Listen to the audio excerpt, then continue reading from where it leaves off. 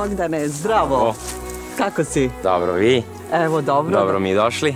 Hvala lepo, ovo je tvoje stado, je li tako? Da, ovo je moje stado Winterbergovaca. Imam 30 grla. Počeo sam to iz ljubavi prema tome. Bavio sam se poljoprivredom sa dedom, kad znam bukvalno za sebe. Bilo mi je žao da probam da sve ovo ovde. Ipak sam rešio da ostanem kući, da probam nešto novo. Nije novo, ali da probam nešto od čega bi moglo da se živi, jer ipak mislim da može na selu, na poljoprivredi, od poljoprivrede da se živi. I tako, to su za sad moji prvi koraci, pa vidjet ćemo nadalje.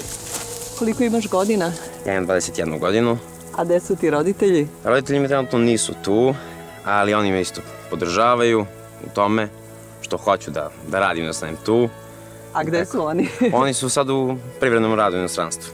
Pa to je već malo duži period ili? Pa, možda 5, 6, 7 godina. Ti nisi razmišljao? Imao sam namere, razmišljao sam, bio sam tamo, video sam sve, računao sam šta je bolje za mene, šta više volim. Kad god sam odlazio tamo, ipak posle 15 dana mi je falilo moje mesto i shvatio sam da je ipak bolje da ostanem da probam ovde nešto. Jer mislim da može. Mislim da može da se živi, da se radi ovde. Samo ko hoće. Zašto ovce i kad si ih uzeo? Uzeo sam ih pre 2 nedelje. Imao sam i pre toga domaće ovce. Njih sam dao bratu. Jer i on hoće da se bavi time. Ovce su mi nekako zahvalne. Za početak, ja sam sam sa dedom trenutno ovde. Samo on i ja radimo. Taj objem proizvodnje bi mogao da izdržim za početak dok ne uđem, te neke prve korake ne prođem. Mislim da su zahvalne za održavanje. I odmah si uzeo stado od 30 komada, je li tako? Da. Da li koristiš subvencije? Predali smo za subvencije, za povrat novca, vidjet ćemo kako se to odvija nadalje. U celom tom procesu pomogao ti je i Mladen Minić iz poljoprivrednih proizvođača Srbije. Koliko ti je to značilo? Koji posao ste zajedno obavili? Zajedno smo obavili.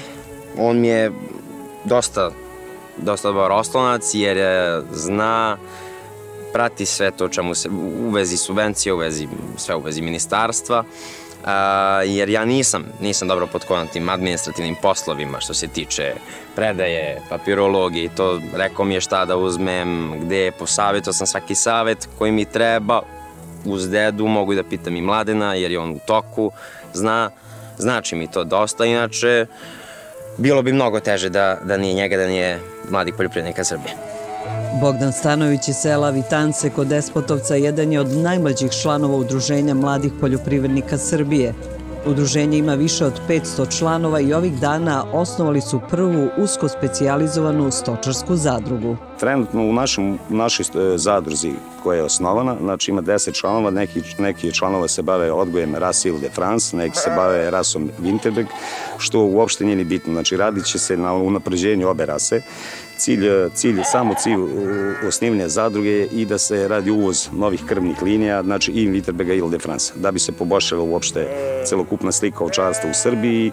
I sam cilj udruženja je bio da se udruženje, odnosno osnivanje zadruge, da bi se postavio neki viši cilj, jednostavno da se dođe do ozbiljnog kupca, da može svi zajedno da nastupimo, jer pojedinačno može da imamo i po 200, 300 i 500 plotkinja, teško je doći do prodaje i do svega. Što bi za vas bilo neko stabilno tržište, imali naznaka da se ponovo otvaraju neke putanje, nešto mi je Mladen spomenuo da ima šanse sa Makedonijom da se napravi neki sporazum? Pa trenutno da, trenutno je Makedonija dobila neki izvoz za Europsku uniju, s tim što oni ne mogu da ispute, jednostavno nemaju količinu jagnjadi. To se javlja se problem tamo kod njih, na primjer, ajde u suštini da kažemo, zato što imaju prijavljen broj ovaca, nemaju broj jagnjadi. I sad smo mi dobili neku kvotu, Srbija je dobila za izvoz, neki oko 6000 komada, to je trenutno, da kažemo, stanje sad i jedino aktualno. U principu se nadamo da će biti i da se vrate stare putanje izvoza koje su bile za Izrael. Imali smo neke dogovore sa ljudima za Katar i Kuvajt, znači to su islamske zemlje gde je jagnjetina dosta ide, imaju dobru cenu.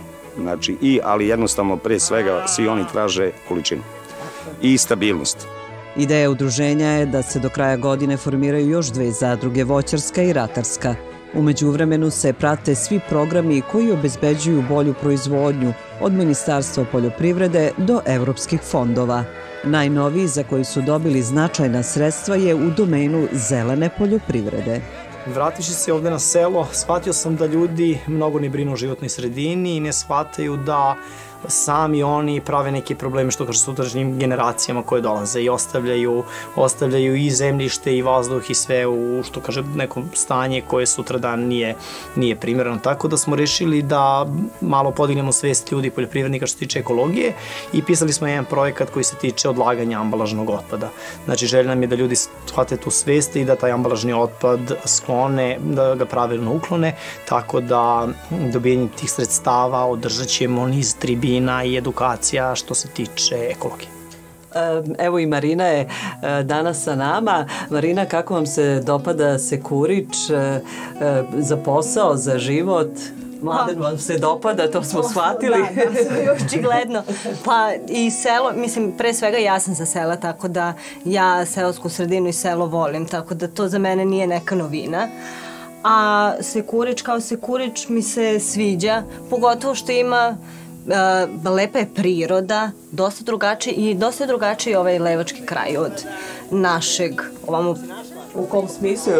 Šumoviti ili? Pa da, više ima šuma i ovde je u blizini Juhor, tako da to u suštini mi se sviđa. Manje urban, sigurno. Pa da. Kako da kažem, kada neko poljoprivredno gazdinstvo dobro funkcioniše, farma, zadovoljni ste sad ovom trenutnom situacijom, pretpostavljam da ćete ići i korak dalje, ali razmišlja se i u drugim pravcima. Šta sve može da se uradi na jednom poljoprivrednom gazdinstvu i kako da se iskoristi njegov potencijal? Radite kupinu od pre nekoliko godina. Prodajemo ljudima koji znaju, koji brinu o zdravom životu, zdravom načinu ishrane i proizvodnja je usmerena na to, znači mala je i ne planiramo neko veće širenje. Sutra dan možda formiranjem neke voćarske zadruge i nekom preradom da pomognemo i sami sebi, a i ostalim poljoprivrednicima i našim članovima da te proizvode preradimo i kasnije plasiramo na tržište.